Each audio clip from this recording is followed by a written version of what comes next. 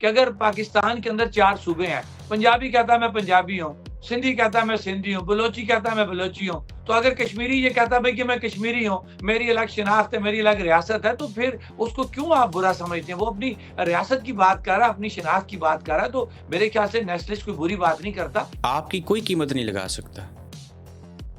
बिल्कुल कोई नहीं लगा सकता। फिर एक और बात पूछ लूं राज की, जी पूछें। अगर किसी ने जान ले ली तो फिर क्या करेंगे? जान अल्लाह की है, जान देने को तैयार है। तो जब सजाए मौत के कैदी को जेल से छोड़ के आपको मरवाने की खबरें सामने आई, तब भी नहीं डरे? तो खुदा को बिल्कुल मरने का डर खत्म हो गया। आगे की तैयारी है? जी आगे की तैयारी है?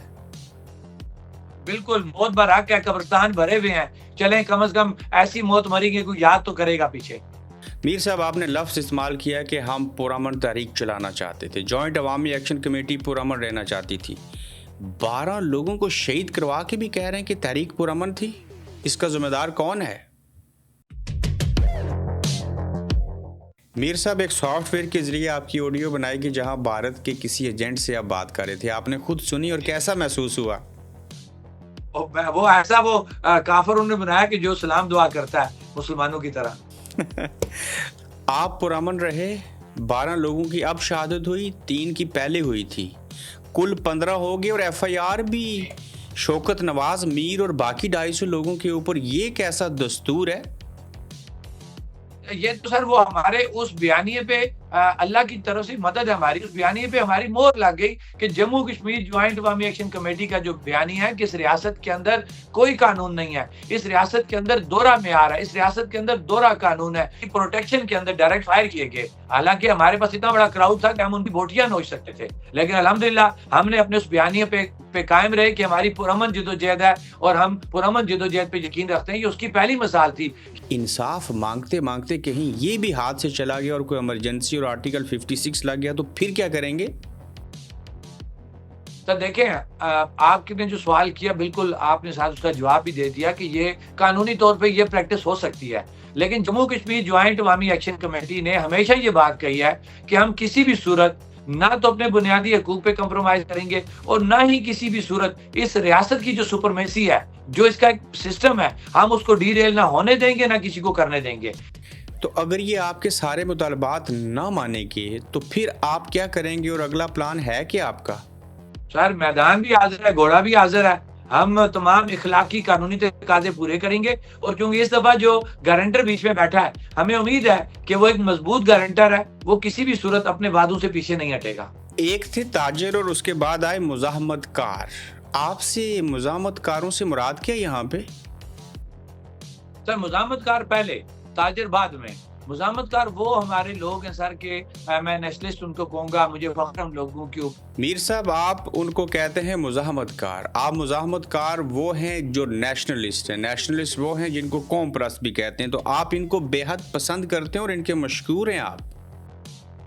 जी बिल्कुल, मैं तो इनका शुक्रगुजार हूँ कि जो दरस ये देते रहे। हाँ, कुछ लोग बहुत हार्ड लाइनर। अगर मैं कहूँ कि मीर साहब मुझे हल्फन बताएं कि क्या आप भी अंदर से कौम परस्त और नेशनलिस्ट हैं ना? सर देखिए, हर शख्स जो अपने बुनियादी हकूक की बात कर रहा है, अपनी रियासत की बात कर रहा है, शनाख्त की बात कर रहा है, तो वो तमाम लोग जो हैं वो अपना उसको आप नेशनलिस्ट उसको कह सकते हैं कि ये कोई जुर्म वाली बात नहीं है। वफाक में बैठ के फैसला हो रहा है कि वज़ीर आज़म आज़ाद कश्मीर जो है उसको फर्क कर दिया जाए, आप इसके ऊपर खामोश हैं? सर देखें, एक वज़ीर आज़म गया, दूसरा आ गया, इससे हमारा कोई लेना देना नहीं है। कोई गवर्नर राज लगाना चाहे नहीं मानेंगे? बिल्कुल नहीं मानेंगे। कोई आज़ाद कश्मीर को सूबा बनाना चाहे या सूबे के साथ लगाना चाहे, जॉइंट अवामी एक्शन कमेटी ऐसा नहीं होने देगी? बिल्कुल नहीं होने देगी। मर जाएंगे लोग, किसी भी सूरत अपनी शनाख्त पे कंप्रोमाइज नहीं करेंगे। 12 सीटें माजरीन की कैसे खत्म हो पाएंगी लगता है आपको? इंशाल्लाह सर खत्म होंगी, इंशाल्लाह। मीर साहब, जिस दिन जॉइंट अवामी एक्शन कमेटी एहतजाज करे उसी दिन अमन रैली भी हो सरदार अतीक अहमद खान साहब वाली, ऐसे क्यों हुआ? सर ये पूरा प्लान करके हुआ था ना। अगर आप मेरी इससे पहले की स्पीचेस सुने तो मैंने डायरेक्ट एक अदारे का जिक्र किया, अदारे के हेड का जिक्र किया और उस शख्स को मैंने ये पैगाम भिजवाया था कि ये आज़ाद कश्मीर है, ये पाकिस्तान नहीं है, पंजाब नहीं है। तुम यहाँ के लोगों को अंडर एस्टिमेट मत करो। कश्मीरी मर जाएंगे किसी भी सूरत, अपने बुनियादी हकूक से, अपनी शनाख्त पे कोई कंप्रोमाइज नहीं करेंगे। जब मुज़ाकरात हुए आप 3 और वो 10, बाहर लाखों लोग, तो जब वहाँ मेज़ पे सामने बैठे तो सबसे पहले कैसे बात का आगाज हुआ? क्या आपको मुज़ाकरात के दौरान तलखी हुई? नहीं, पहले तो उनसे हमने ये सवाल पूछा, ये सवाल मैंने अमीर मुकाम से भी पूछा था जो पहले 2 मेंबरान से हुआ था कि जी ये बताएं कि आप किन लोगों के साथ बैठे हुए हैं। उन कहने लगे जी क्या मतलब आपका? मैंने कहा जी हम तो रॉ फंडेड हैं, हम तो इंडियन एजेंट हैं। उन्होंने कहा जी ऐसी कोई बात नहीं है। तो जब राजा फारूक हैदर खान साहब साइफर लेके आ गए, कम से कम उनके ऊपर तो आपको अफसोस हुआ होगा कि ये हो क्या रहा है? सर मुझे उनकी ज़ात पे बड़ा अफ़सोस है, बड़ी मैं उनकी इज़्ज़त करता था और सच्ची बात है कि रियासत के अंदर उनका बड़ा एक नाम था, लेकिन उन्होंने अपने नाम डुबो दिया। सुना राजा अमजद एडवोकेट साहब बड़े सख्त पेश आए मुज़ाकरात के दौरान। हाँ, बिल्कुल। वो बड़े सख्त तरीके से उन्होंने बात की कि एक दो जगह पे हमारे वो सरदार यूसुफ साहब हैं, उन्होंने कहा जी कि हमारे ज़िलों में तो इस तरह बोर्ड नहीं होते या ये चीज़ें नहीं होती, तो अमजद अली खान साहब ने कहा कि वहाँ पे अभी एक्शन कमेटी नहीं बनी, जब बनी तो वहाँ पे भी डिमांड आ जाएगी। अब आपको पता है कि निसफ के करीब ही आप आज़ाद कश्मीर में रहते हैं और निसफ ही हम बाहर हैं, टोटल 50 लाख है ना? हमारी असल ताकत ही ओवरसीज़ है हमारे। तो ये जो असल ताकत है, रीढ़ की हड्डी की हैसियत रखते हैं, मुझे भी आपने महाजरी बना दिया। एक बात, एक लफ्ज़, एक जुमला ओवरसीज 22 लाख कश्मीरियों के लिए मुज़ाकरात में रखा?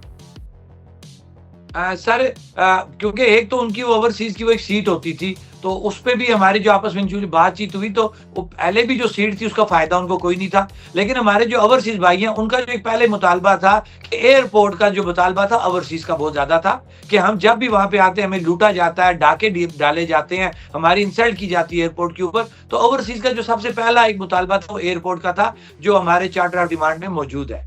सर मैं ओवरसीज के मसाइल बताऊं आपको और आइंदा जॉइंट अवामी एक्शन कमेटी बात करेगी उसके ऊपर। जी इंशाल्लाह आप बताएं, हम करेंगे।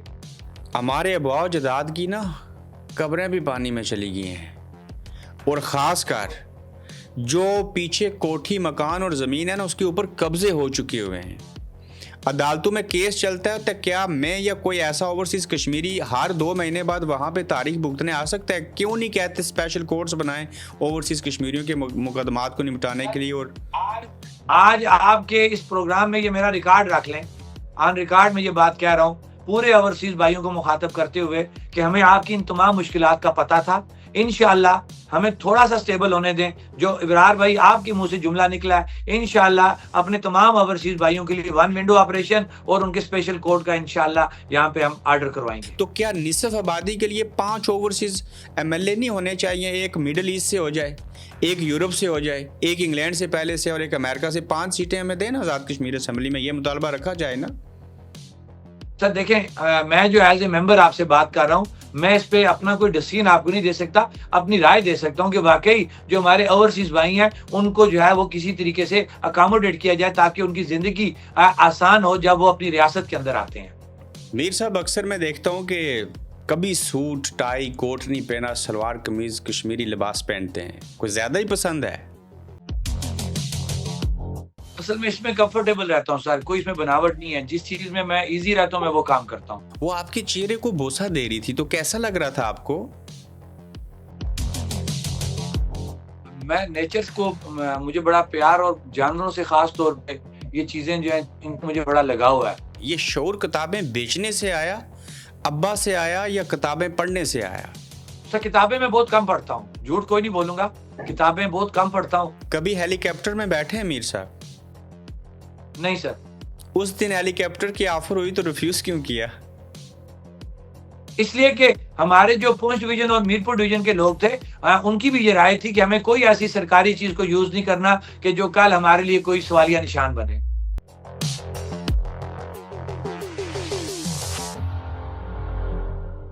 अस्सलाम वालेकुम, आप देख रहे हैं गोरख धंधा अबरार कुरैशी। आपसे मुखातिब हूँ। आज का गोरख धंधा फिर धरती आज़ाद कश्मीर के नाम, आज़ाद खित्ता के नाम, जॉइंट अवामी एक्शन कमेटी के नाम और उसके रुए रवां शौकत नवाज़ मीर साहब आज के इस गोरख धंधा में मेरा और आपका साथ देंगे और उनसे वो सवालात पूछेंगे जो अवाम सोच रहे हैं, अवाम पूछना चाहते हैं। एक बहुत बड़ा एपिसोड हुआ, एक बड़ी कामयाबी हुई, जहाँ पे मुबारकबाद बनती है वहाँ पे सदमा भी है।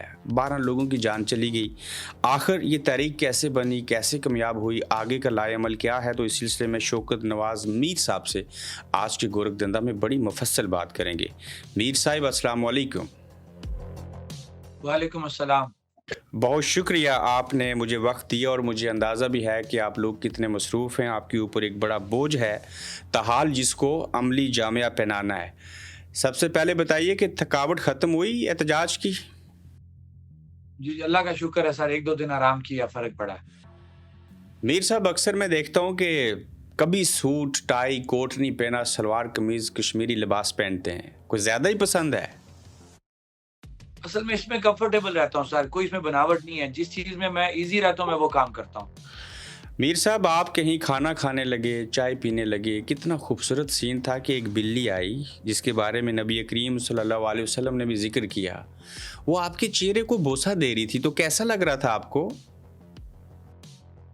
मैं नेचर्स को मुझे बड़ा प्यार और जानवरों से ख़ास तौर पे ये चीज़ें जो हैं, इनको मुझे बड़ा लगाव है। तो वो कुदरती तौर पे अल्लाह की मेहरबानी भी से कह लें कि वो एक बेज़ुबान चीज़ सी जानवर था और वो आया और उसने प्यार किया। मैं तो अपने आप को बड़ा खुशनसीब करते हैं। ठीक। मीर साहब, जॉइंट अवामी एक्शन कमेटी बनी, अवाम की हमायत इसने हासिल कर ली, लेकिन पहली बार मुझे बताएं ये जॉइंट अवामी एक्शन कमेटी बनी कैसे?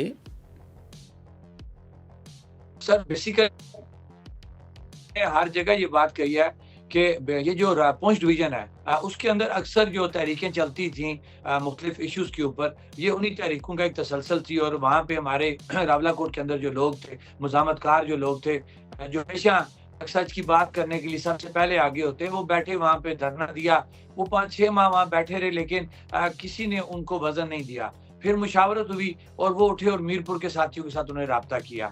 इसी दौरान ये हुआ कि बिजली के रेट से बिजली के जो बहुत ज़्यादा हो गए थे, अगर आप 2.5 साल पीछे जाएँ ना, तो बिजली बहुत महँगी हो गई थी। तो आटा भी महँगा हो गया था, बिजली भी महँगी हो गई थी, तो अवाम पूरी रियासत के अंदर कन्फ्यूज़ हो गई थी। बड़े लोग परेशानी के आलम में थे भई कि इस महँगाई के दौर में हम निज़ाम किस तरह चलाएँगे? तो उस वक़्त ज़ाहिर-सी बात है वो तहरीक वहाँ से चली और जब वो मीरपुर वाले इकट्ठे हुए तो मुज़फ़्फ़राबाद में आए। तो मुज़फ़्फ़राबाद के अंदर हमारे नौजवान जो तुलबा हैं उनसे राब्ता हुआ, फिर हमारे तुलबा जो हैं वो उनको ट्रेडर्स के पास लेके आए, जिनको मैं लीड कर रहा था उस वक़्त और फिर हमने एक मैकेनिज़्म बनाया मुज़फ़्फ़राबाद के अंदर, वो पूरा तय हो गया कि हमने इसको कमेटी को किस तरह लेके चलना है। फिर वहाँ पे जब हम तीनों डिवीज़न इकट्ठे हुए, तो फिर तय हुआ कि मुज़फ़्फ़राबाद के अंदर हम एक इजलास बुलाएँगे, जिसके अंदर हम बाज़ाब्ता तौर पे सेक्शन कमेटी को अनाउंस करेंगे। फिर 16 और 17 सितंबर की दरमियानी रात 2023 अल्लाह के फज़ल-ओ करम से पूरी रियासत के लोग जो हैं वो मुज़फ़्फ़राबाद में आए और यहाँ पे हमने बाहमी इत्तेफ़ाक़ राय से एक 29 उस वक़्त 29 मेंबर थे, 29 मेंबरान पे मुश्तमिल जो है जम्मू कश्मीर जॉइंट अवामी एक्शन कमेटी का ऐलान किया। एक थे ताजिर और उसके बाद आए मुज़ाहमतकार। आपसे मुज़ाहमतकारों से मुराद क्या है यहाँ पे? सर मुज़ाहमतकार पहले, ताजिर बाद में। मुज़ाहमतकार वो हमारे लोग हैं सर के मैं नेशनलिस्ट उनको कहूँगा, मुझे फ़ख्र है उन लोगों के ऊपर कि जिन्होंने हमेशा हक सच की बात की है, अपनी शनाख्त की बात की है, अपने बुनियादी हकूक़ की बात की है। मैं इसलिए मुझे वो पसंद भी हैं और मैं उनकी हमेशा तारीफ़ करता हूँ कि पहले हमसे पहले वो ये बातें करते रहे हैं। हम तो एज़ ए ताजिर या as a transporter, as a तुलबा हम उनके साथ चले और उन्होंने एक रास्ता हमें समझाया और हम सब लोग उस पे इकट्ठे हुए और तमाम नज़रियात को बालाए ताक रखते हुए बुनियादी हकूक़ की खातिर इकट्ठे हो गए। मीर साहब, आप उनको कहते हैं मुज़ाहमतकार। आप मुज़ाहमतकार वो हैं जो नेशनलिस्ट हैं, नेशनलिस्ट वो हैं जिनको कौम परस्त भी कहते हैं, तो आप इनको बेहद पसंद करते हैं और इनके मशकूर हैं आप। जी, बिल्कुल, मैं तो इनका शुक्रगुज़ार हूँ कि जो दरस ये देते रहे। हाँ, कुछ लोग बहुत हार्ड लाइनर हैं तो मैं उनसे मेरा इत्तेफ़ाक नहीं हो सकता, लेकिन जो लोग इनके अंदर मीडियम पेस पे खेलने वाले लोग हैं, तो मैं उनका गर्विदा हूँ कि वो बड़ा सोच-समझ के वो बात करते हैं और मौका की मुनासबत से वो अपना जो तरीक़ाकार है उसके मुताबिक चलते हैं। मीर कबीले से हैं, कश्मीरुल नस्ल हैं, कश्मीर की धरती पे बैठे हैं, कश्मीरियों के हक़ की आवाज़ उठाते हैं। अगर मैं कहूँ कि मीर साहब मुझे हल्फ़न बताएँ कि क्या आप भी अंदर से कौम परस्त और नेशनलिस्ट हैं ना? सर देखिए, हर शख्स जो अपने बुनियादी हकूक की बात कर रहा है, अपनी रियासत की बात कर रहा है, शनाख्त की बात कर रहा है, तो वो तमाम लोग जो हैं वो अपना उसको आप नेशनलिस्ट उसको कह सकते हैं कि ये कोई जुर्म वाली बात नहीं है कि ये जो बंदा अपनी शनाख्त की बात करता है, अपनी रियासत की बात करता है, वो नेशनलिस्ट, अगर आप उसको नेशनलिस्ट कहते हैं तो हमें उस पे फ़ख्र है। मैं अक्सर एक मिसाल देता हूँ कि अगर पाकिस्तान के अंदर 4 सूबे हैं, पंजाबी कहता है मैं पंजाबी हूँ, सिंधी कहता है मैं सिंधी हूँ, बलोची कहता है मैं बलोची हूँ। तो अगर कश्मीरी ये कहता है भाई कि मैं कश्मीरी हूँ, मेरी अलग शनाख्त है, मेरी अलग रियासत है, तो फिर उसको क्यों आप बुरा समझते हैं? वो अपनी रियासत की बात कर रहा है, अपनी शनाख्त की बात कर रहा है, तो मेरे ख्याल से नेशनलिस्ट कोई बुरी बात नहीं करता। नेशनलिस्ट भी 4 सूबों की तरह, अगर पाकिस्तान एक आपकी फेडरेशन और उसके अंदर 4 सूबे हैं, तो अलग रियासत की बात करना कोई जुर्म नहीं है। जुर्म नहीं है। मीर साहब, किताबों की दुकान है, किताबों की सफाई भी करते हैं, किताबों को बेचते भी हैं। ये शौर किताबें बेचने से आया, अब्बा से आया, या किताबें पढ़ने से आया?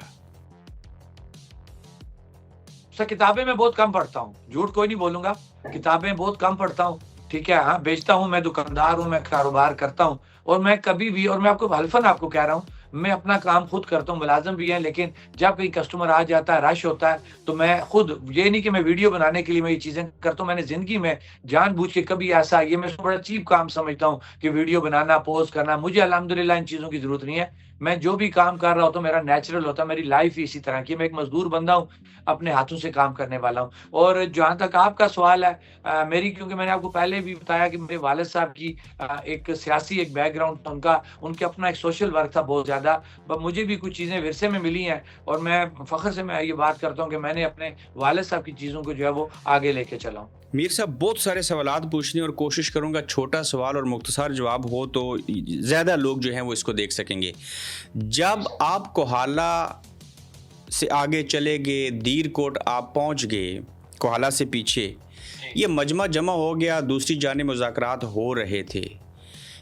इस 3 दिन के एपिसोड में किस किस नौयत की मुश्किलात आई? सर, ज़ाहिर बात है, पहली बात ये कितना बड़ा क्राउड था, चार्ज क्राउड था, जो बिल्कुल गुस्से में था, जनाब हमने मुज़फ़्फ़राबाद जाना है। सबसे बड़ी बात ये थी कि उस क्राउड को डिसिप्लिन रखना और उसको एक जगह रोकना, ये सबसे बड़ी परेशानी थी। लेकिन मुझे फ़ख्र है अपने पुंछ डिवीज़न के लोगों पे, मीरपुर डिवीज़न के लोगों पे कि हमने जो उनसे पहले वादे लिए हुए थे, हलफ़ लिए थे कि अगर हम क्राउड को लेके जाएँगे तो आप हमारे डिसिप्लिन को फ़ॉलो करेंगे। हम जहाँ पे आपको कहेंगे रुक जाओ, आप वहाँ पे रुकेंगे। हाँ, हम जहाँ पे कहेंगे इसको खत्म करना, आप कहेंगे खत्म करेंगे।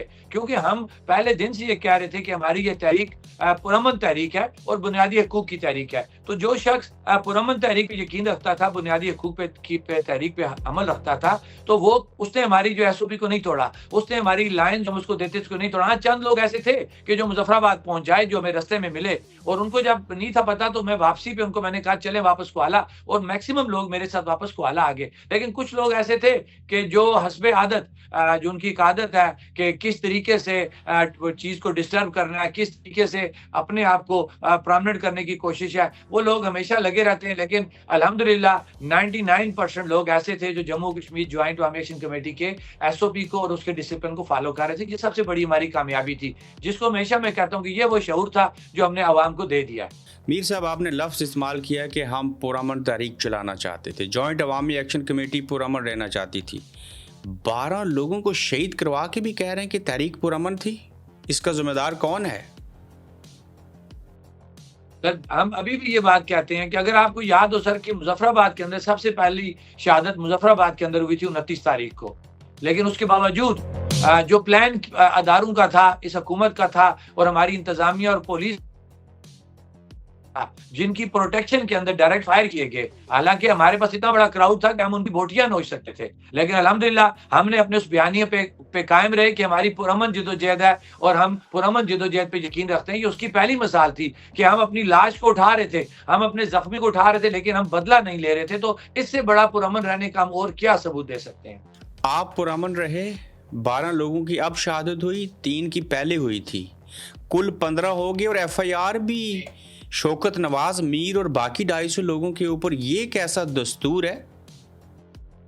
ये तो सर वो हमारे उस बयानिए पे अल्लाह की तरफ से मदद है हमारी, उस बयानिए पे हमारी मोहर लग गई कि जम्मू कश्मीर जॉइंट अवामी एक्शन कमेटी का जो बयानिया है कि इस रियासत के अंदर कोई कानून नहीं है, इस रियासत के अंदर दोहरा मेयार है, इस रियासत के अंदर दोहरा कानून है कि आप उस कानून को अपनी मर्जी से आप जो है वो इम्प्लीमेंट करते हैं। और उसका सबूत आपको ये मिल गया कि जहाँ पे मर्डर होता है, मर्डर जिनका होता है उनके खिलाफ FIR हो रही है। तो इससे बड़ी इस रियासत की का जबर या इसका और आप क्या कह सकते हैं कि ये रियासत के अंदर कोई कानून ज़ाब्ता नहीं है।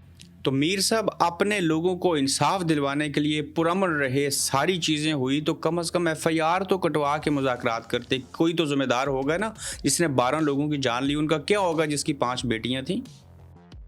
सर सुने, आपको ये बात हम क्लियर करते हैं कि हम उस दिन बच्चों से मिल के आए हैं, उनके उस्ताद से मिल के आए हैं और उसके वालिद ने हमें मैंडेट दिया है कि आप उसके वारिस हैं। हमने उसकी FIR दर्ज करवाई भी है सुधीर की, और उसके अंदर हमने 680 के इजाफे की कल हमने जो अपना बयानिया दे दिया, एलामिया जारी किया है। हमने हुकूमत को, खास तौर पे अदारों का जिक्र करूंगा कि हमने अदारों को, जिन अदारों की सरपरस्ती में ये पूरा ड्रामा खेला गया है, हम उनको आज भी कह रहे हैं कि हम किसी और हाल अदारे को हम कभी बुरा नहीं कहेंगे। इदारे के अंदर जो गंदी मछली है हम उसको जरूर कहेंगे कि ये गंदी मछली है जिसकी वजह से पूरा इदारा डिस्कस हो रहा है। तो हम इदारों के जो अपर हाउस में लोग बैठे हुए हैं, हम उनसे ये अपील करते हैं कि 10 दिनों के अंदर अंदर उन मुजरिमों को सजा दी जाए, उनको कटहरे में लाया जाए, फिल फोर्स 680 का इजाफा किया जाए और 10 दिनों के बाद हम इखलाकी तौर पर बरी जिम्मा होंगे अपना फैसला खुद करने का। फिर हमें कोई आके ये नहीं कह सकता कि आप कानून से बाहर जो है कोई फैसले करना चाह रहे हैं। फिर इंशाल्लाह ये इलाका होगा,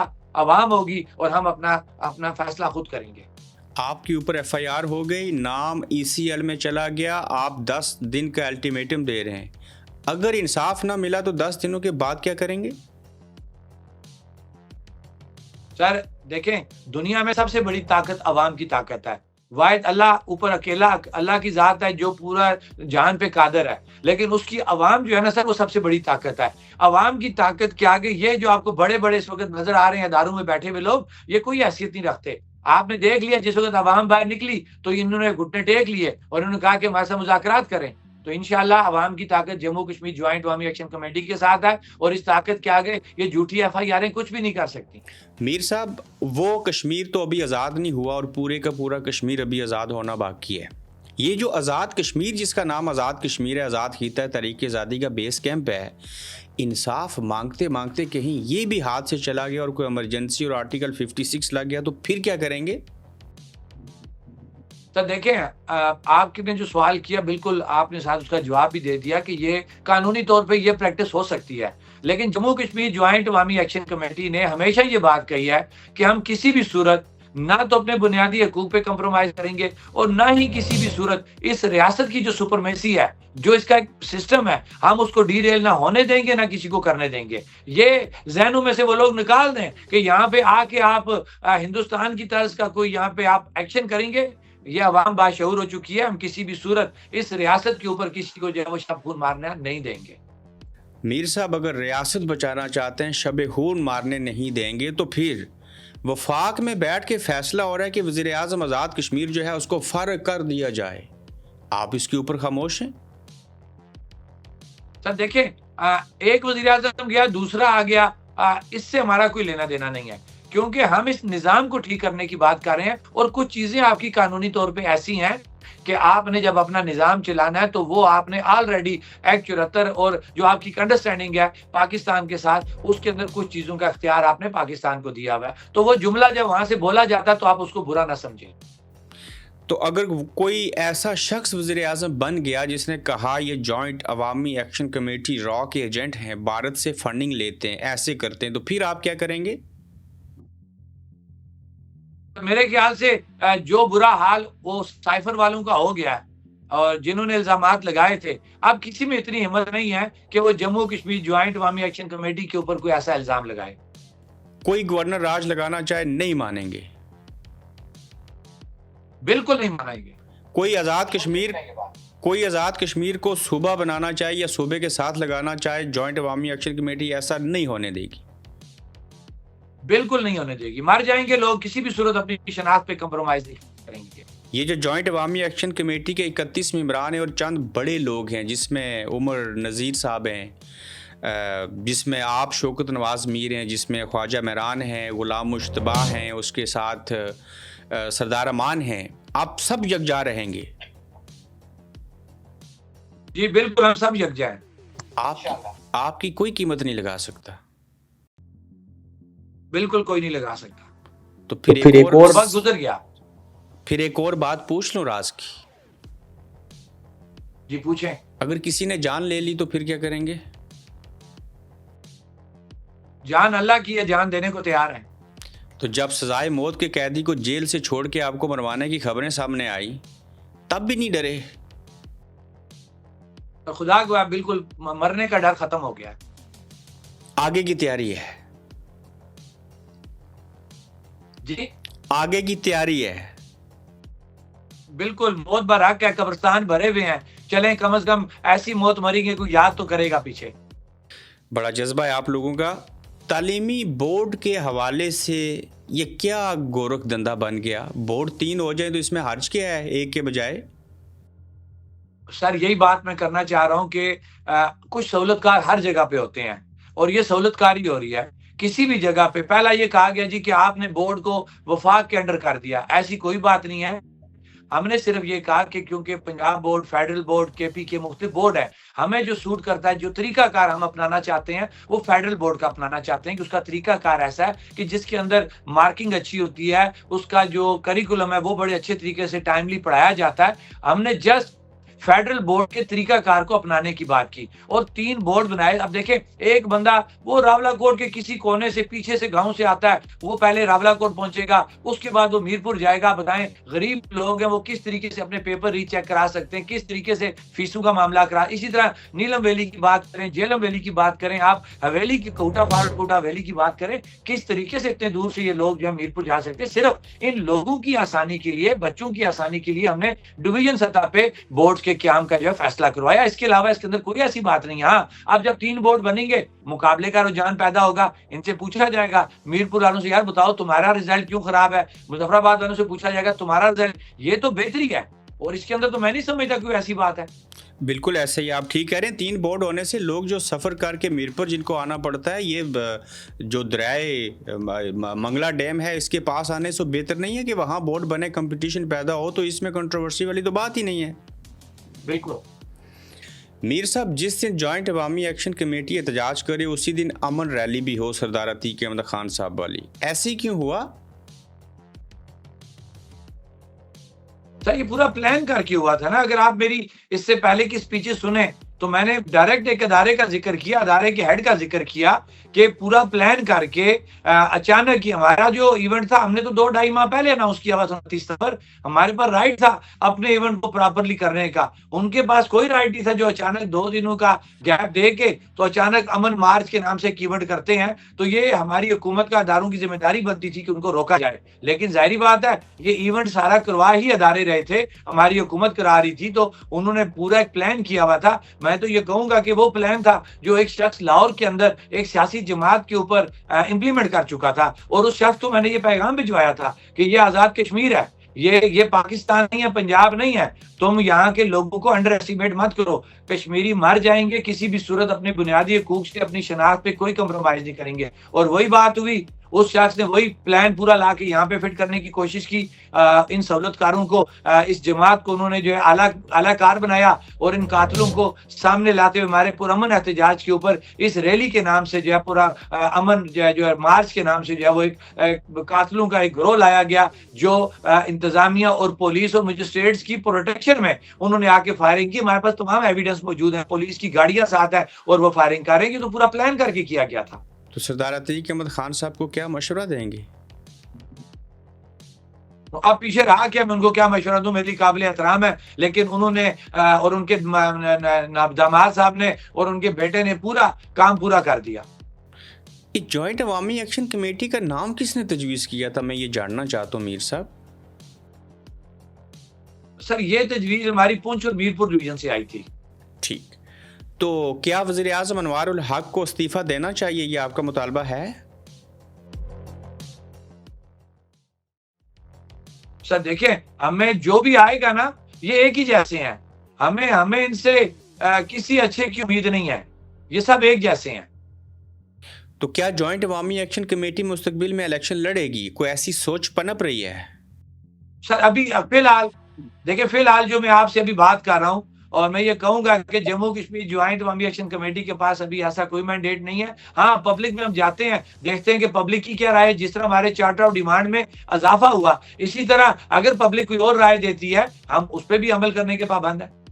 तो क्या किसी ने ये नारा लगाया जॉइंट अवामी एक्शन कमेटी के 31 मेंबरान में से किसी एक ने या सरदार अमान ने कि पाकिस्तान जाए बाढ़ में? नहीं सर, जो हमारे 31 मेंबरान हैं, 31 मेंबरान जो कोर कमेटी हमारी है, उसके अंदर से कभी भी किसी ने ऐसा लूज़ नारा नहीं लगाया। तो पाकिस्तान जिंदाबाद कहना भी पड़ जाए तो क्या हर्ज है इसमें? तो देखिए, वो एक मुल्क है, एक इस्लामी मुल्क है, तो जब हम दो उनका मुवाजना करते हैं, एक तरफ हमारा दुश्मन मुल्क है इंडिया, जहाँ पे काफिर मौजूद है, तो हमें ज़ाहिरी बात है, एक मुसलमान स्टेट है, तो हमें उसको जिंदाबाद कहने में या बुरा उसके बारे में अच्छी राय रखने में, उस अवाम के बारे में हमें कोई ऐसी बात कोई नहीं आना चाहिए। पाकिस्तान की नैब कंट्रोवर्शियल है और वो इंसाफ नहीं करती और हमारे यहाँ एहतसाब ब्यूरो का इदारा है। कहा गया कि हमारे यहाँ भी नैब की तरह का इदारा आ जाएगा, ये क्या मंतक है?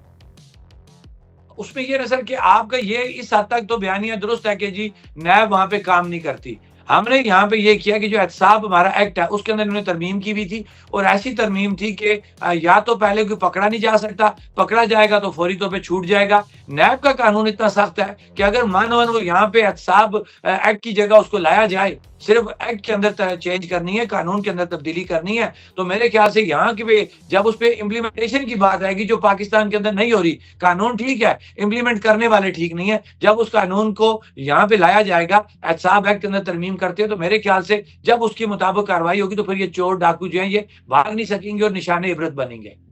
तो अगर ये आपके सारे मुतालबात ना मानेंगे तो फिर आप क्या करेंगे और अगला प्लान है क्या आपका? सर मैदान भी हाजिर है, घोड़ा भी हाजिर है। हम तमाम इखलाकी कानूनी तकाज़े पूरे करेंगे और क्योंकि इस दफ़ा जो गारंटर बीच में बैठा है, हमें उम्मीद है कि वो एक मजबूत गारंटर है, वो किसी भी सूरत अपने वादों से पीछे नहीं हटेगा। इस गारंटर का नाम बताना पसंद करेंगे? कोई इदारा है या शख्सियत है? सर आप एज ए इदारा इसको ले सकते हैं। एज इदारा ले सकते हैं। वो इदारा आपकी बातें क्यों मानेगा?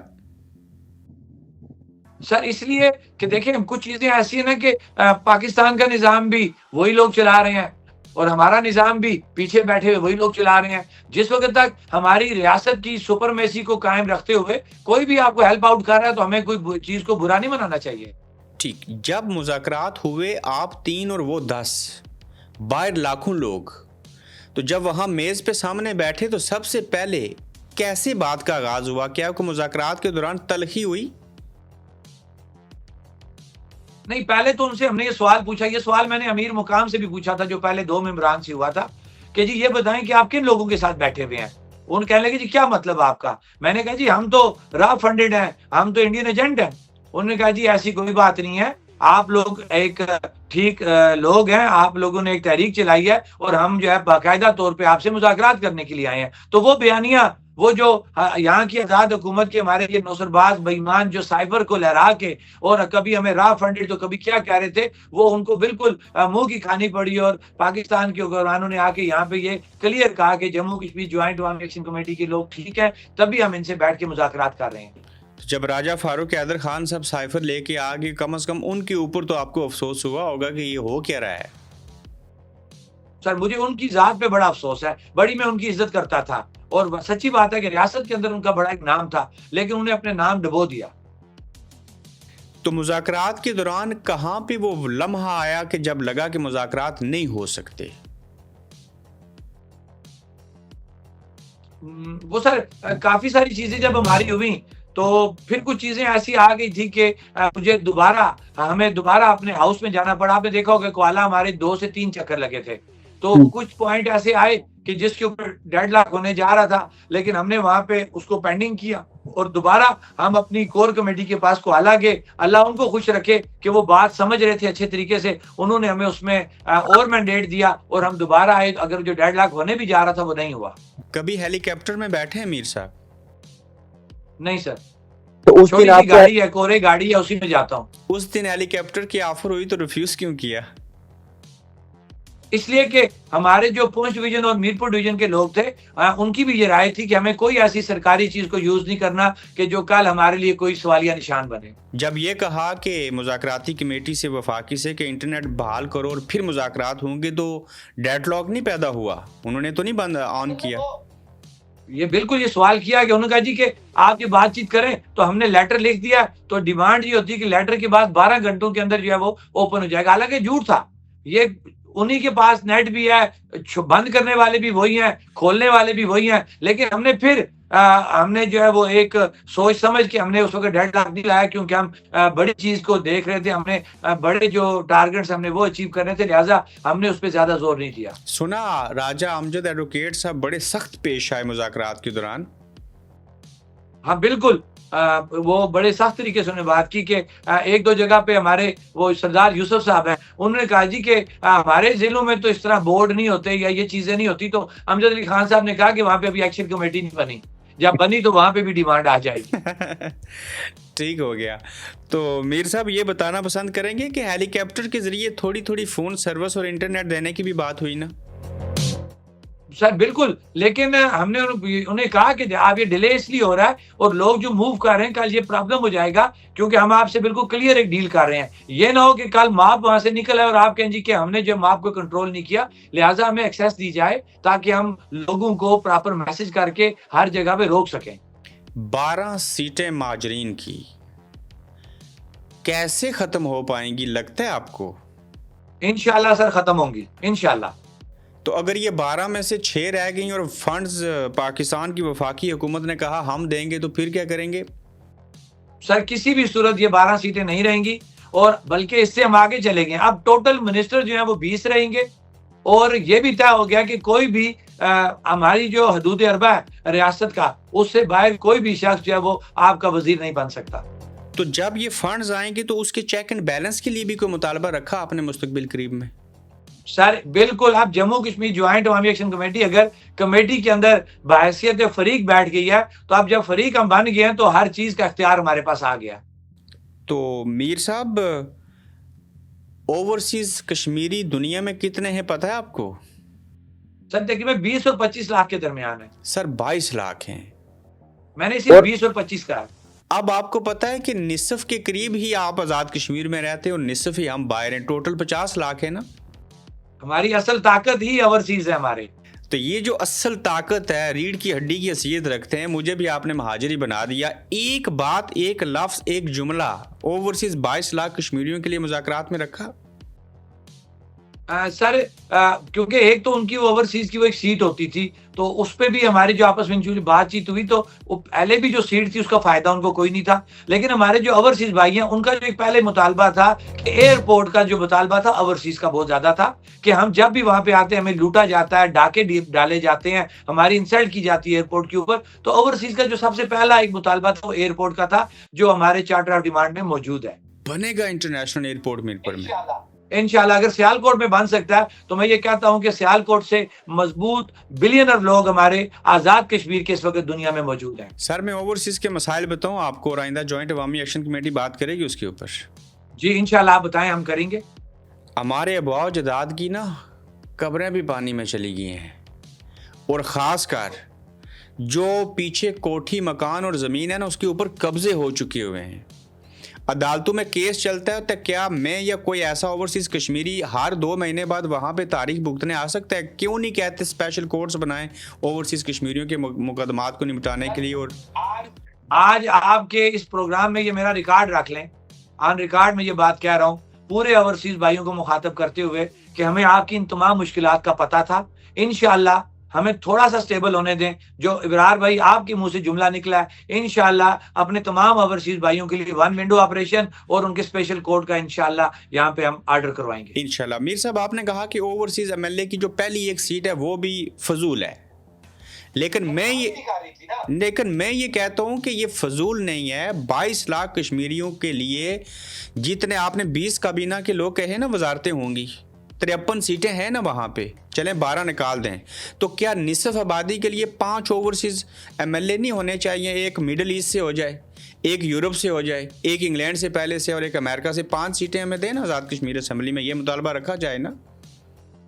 सर देखें, मैं जो एज ए मेंबर आपसे बात कर रहा हूँ, मैं इस पे अपना कोई डिसीजन आपको नहीं दे सकता, अपनी राय दे सकता हूँ कि वाकई जो हमारे ओवरसीज भाई हैं उनको जो है वो किसी तरीके से अकोमोडेट किया जाए ताकि उनकी जिंदगी आसान हो जब वो अपनी रियासत के अंदर आते हैं।